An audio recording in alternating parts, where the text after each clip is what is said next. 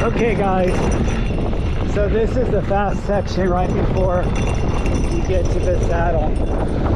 Hopefully there's nobody here coming up. And then there's a little jump at the end. So we'll do the jump.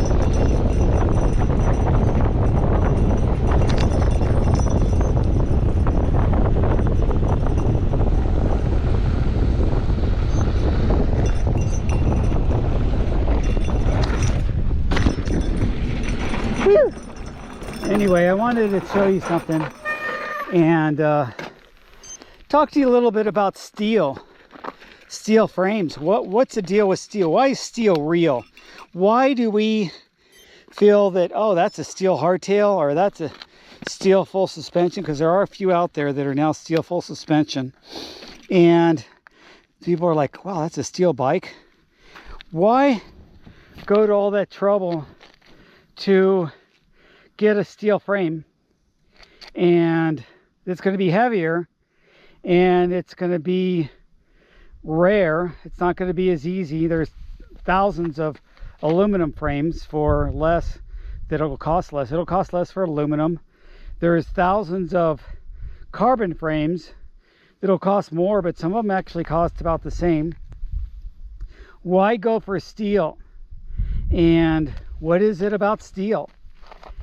Now, the guys that kind of got me into steel said, hey, steel, it just has a certain feel to it. It's supple, compliant.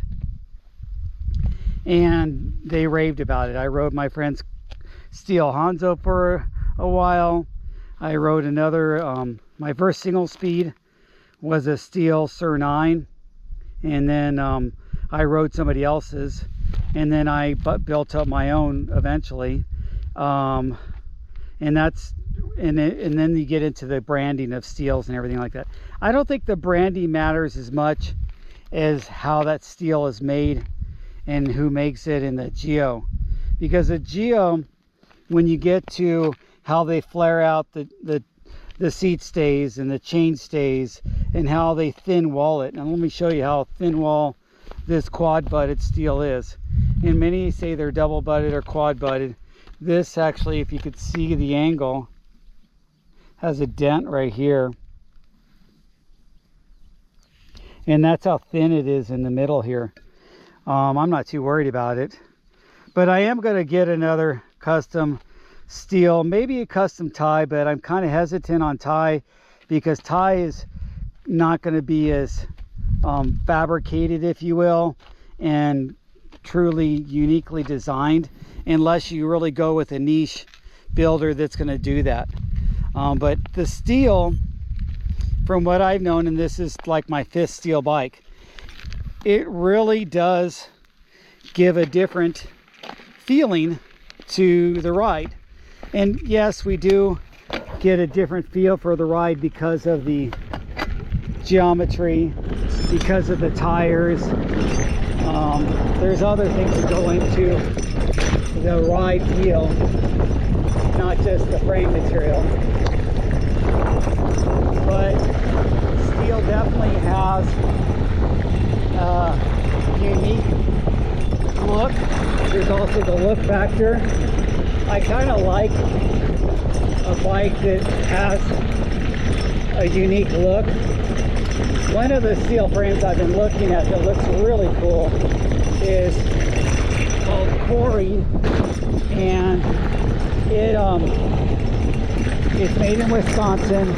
And if you look at Corey frames, and I'll put the link below, he puts in a really unique head badge made out of a whiskey barrel, a piece of a whiskey barrel. He has a very unique rear dropout that's all machined and looks really cool. The only thing I don't particularly agree with on his frames is a 144. And I guess I've never tried a 140 hardtail, and many of you guys like bigger hardtail, especially you guys like Chromax. So some of those Chromax have the 160, right?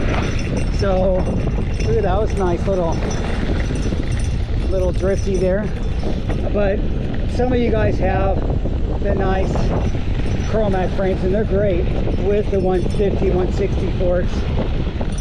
I don't really particularly think a 36 and a 140 or 150 is necessary on a hardtail. For me, for my style of riding, I've been fine with my 130, 34s. And I only go Fox. If I wasn't going Fox, I would probably go with Cane Creek or MRP or DVO, but I refuse to go with RockShox. I'm just not a SRAM fan with anything. So that's just me. But they do have nice forks. I'm just not going to buy one. Anyway, so let's go back to the steel hardtail. So when you get a steel hardtail, you're making a commitment to either going real expensive and getting a really nice steel that might be Reynolds, or a nice steel that's obviously, if it's custom, it's going to be expensive. Maybe Newhouse Metalworks, they have some not fully custom, but they have multiple sizes, and you're paying for the uniqueness of steel if you're going high end, or you're going super low end and getting that Kona Hanzo or Surly or something like that, that's a steel frame that's tried and true and been mass produced and made for years. Probably overbuilt if you're a guy like me that only weighs 155, 160. But if you're a bigger guy, it's not overbuilt for you because you need it overbuilt. So I'm going to stop the video now. We'll talk more about why steel on LP.